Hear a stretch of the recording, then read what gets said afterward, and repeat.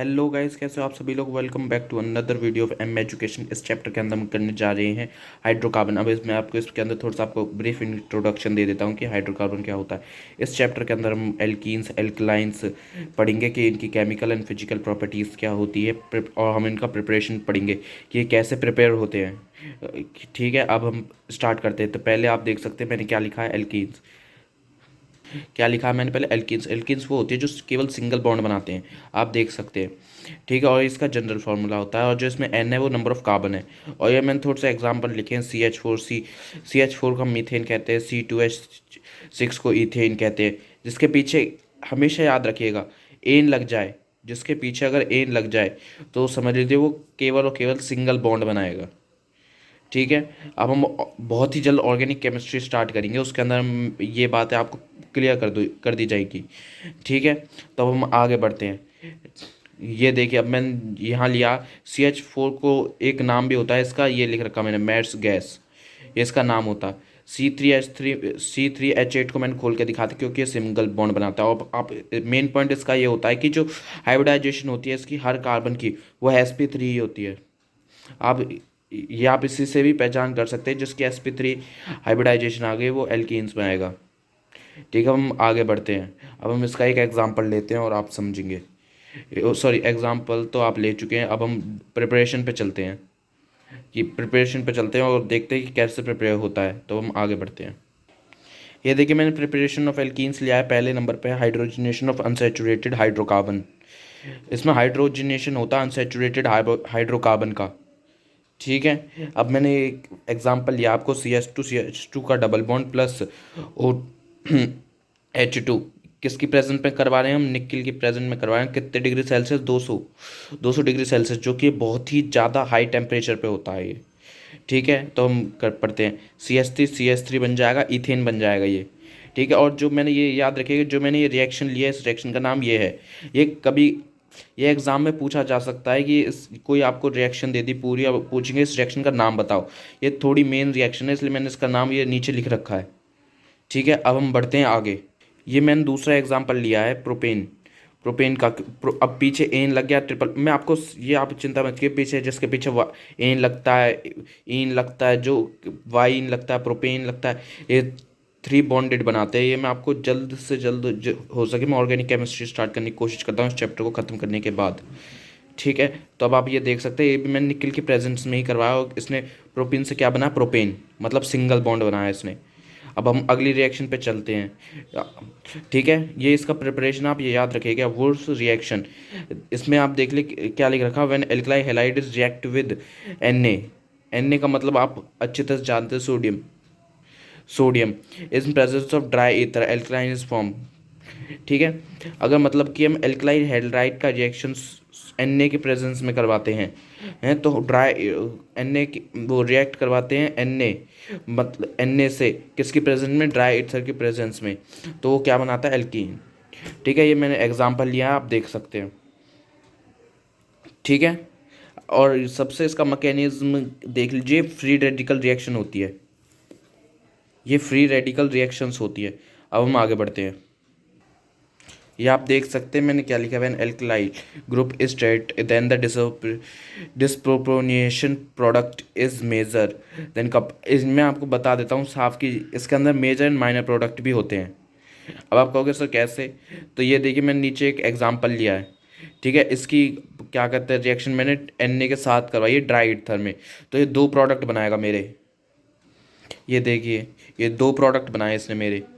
ठीक है, अब ये माइनर और ये मेजर। अब आपको सर ये आपको पता कैसे चला, क्यों, क्योंकि जो इनके साथ जो ग्रुप है, जो इनके साथ ग्रुप है, जो सबसे तगड़ा ग्रुप होगा उसको तो हम कहेंगे मेजर, और जो क्या उससे कम होगा उसको कहेंगे माइनर। क्योंकि आप यहाँ देखिए CH3, यहाँ CH3 हर तरफ CH3, और यहाँ देखिए आप, यहाँ देखिए CH3 CH3 CH3 CH2 CH3 और CH2, मतलब ये तगड़े ग्रुप हो गए, इसके अंदर हर सैचुरेटेड आ रहा है, तो ये मेजर हो गया। मुझे मुझे लगता है आपको सब समझ में आ रहा होगा, तो हम आगे चलते हैं। अब हम आगे चलते हैं, ये देखिए क्या लिखा, if two different alkyl halides are taken मिश्रण three alkyl halide are form. मतलब कि अगर आप कोई दो डिफरेंट एल्कलाई हेडाइड लोगे तो तीन अलग अलग क्या बनेगी, एल्कलाइंस। ठीक है, अब हम देखते हैं। अब आपको मैं एक बात बता दूँ कि जो जो ये वुड्स रिएक्शन है इसका कुछ लिमिटेशंस भी है। ये लिमिटेशन मैंने लिख रखी है कि जो Wurtz reaction is use to single type of alkyl halide and only those alkali halides can formed by pure and which even number of carbon atom। मतलब कि इससे अगर आपको इससे एल्कलीन वुल्फ रिएक्शन से अगर आपको एल्कलीन बनाए तो आप उन्हीं के एल्कलीन बना सकते हो जो इवन नंबर के कार्बन आइटम होंगे और जो प्योर हों। ठीक है, उसके अलावा आप किसी की रिएक्शन नहीं बना सकते। इस रिएक्शन से आपका CH4 नहीं बनेगा। ठीक है, अब हम आगे चलते हैं। By reducing alkali halide ketone और कार्बोलिक एसिड। मैं आपको एक बात बता दूं, ये देखिए, बाय रिड्यूसिंग अगर आप अल्कोहल को ऑक्सीडाइज करोगे तो हैलाइड, हैलाइड को ऑक्सीडाइज करोगे तो कीटोन, और कीटोन को ऑक्सीडाइज करोगे तो कार्बोनिक एसिड। ठीक है, और अब इन्हें रिड्यूस करते जाओगे तो पीछे आते जाएंगे। ये मैं आपको इसलिए बता रहा हूँ क्योंकि एक नंबर में पूछ सकता है कि अल्कोहल को ऑक्सीडाइज करा तो हमारे पास क्या बनेगा, कीटोन को ऑक्सीडाइज करा तो क्या बनेगा। ठीक है, ये मैंने कुछ एग्जांपल्स लिए हैं आपके लिए। ये मैंने चारों के एग्जांपल्स लिए हैं। ठीक है, अब ये कीटोन, कीटोन मीथेन और ईथेन आर नॉट प्रिपेयर। इससे इससे जो रिएक्शन है, जो ये वाली रिएक्शन है, इससे आपके कीटोन, मीथेन एंड ईथेन नहीं बन पाएंगे। इसमें सबकी कोई ना कोई एक लिमिटेशन है, बट इसमें से शायद एक की लिमिटेशन नहीं है।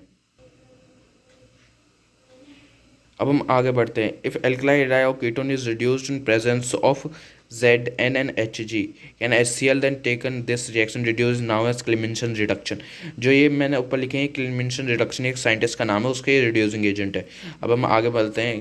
कार्बो इलेक्ट्रोलाइसिस मेथड, इसमें लिखा है when aqueous solution is sodium and potassium salt as carbolic acid is electrolyzed then alkene are formed। इसके अंदर अगर हम sodium potassium salt of carbolic acid, इन दोनों कार्बोलिक एसिड को इलेक्ट्रोलाइज करेंगे तो एल्कीन बन जाएगा। ये मैंने एग्जांपल लिया है, एक कैथोड एनोड। ठीक है,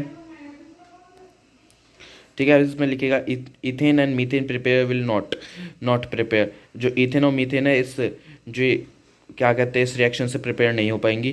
विल, ठीक है, और इसकी pH वैल्यू है, इससे इंक्रीज एंड डिक्रीज होती रहेगी। अब आगे बढ़ते हैं। By deoxide of sodium salt of carbolic acid when sodium salt of carbolic acid react with sodium lime then alkaline is form. अब आप इतनी ये क्या कहते हैं, जो मैंने लिखा है इसका मतलब समझ गए होंगे। जो sodium salt of carbolic acid में हम डालते हैं, उसको रिएक्ट करते हैं सोडा लाइम के साथ, तो एल्कलाइन बना के दे देगी। ये है उसकी रिएक्शन। इससे बस केवल और केवल एल्कीन्स फॉर्म हो पाएंगे और कुछ फॉर्म नहीं हो पाएगा। फ्रॉम जाइग्रेशन रिएक्शन, ये एक साइंटिस्ट है, उन्होंने दिया था, ये आप सब देख सकते हैं। जाइग्रेट react with all those compound which have active hydrogen and form alkanes. अब आप बहुत से मन में आएगा कि एक्टिव हाइड्रोजन्स क्या होते हैं। ये मैंने लिख रखे, when react more electro negative atom like OF SP hybridize and carbon, ये हमारे एक्टिव हाइड्रोजन्स होते हैं। जो एक्टिव हाइड्रोजन वो समझ सकते हैं कि जो अपने से ज़्यादा इलेक्ट्रोनेगेटिव के पास जाएं। ये मैंने रिएक्शन ले रखी है इसकी, आप देख सकते हैं। ये हमारी क्या कहते हैं, प्रिपरेशन की आखिरी फॉर्मेशन ओनली फॉर मीथेन। इससे केवल और केवल मीथेन ही बन जाएगा। When aluminium carbide is hydrolysis then methane is form. ये आप वर्ड का समझ गए हो। जब एल्यूमिनियम कार्बाइड को हम हाइड्रोलाइज करते हैं तो उससे हमारा मीथेन बन जाएगा। ये रही उसका फॉर्मूला। ठीक है, अगर आपको ये वीडियो अच्छी लगी हो तो लाइक शेयर एंड सब्सक्राइब कीजिएगा। मैंने बहुत से लोगों को देखा है जो सब्सक्राइब करके नहीं जा रहे हैं। जल्द से जल्द हमारे 1K सब्सक्राइबर करवा दीजिए आप।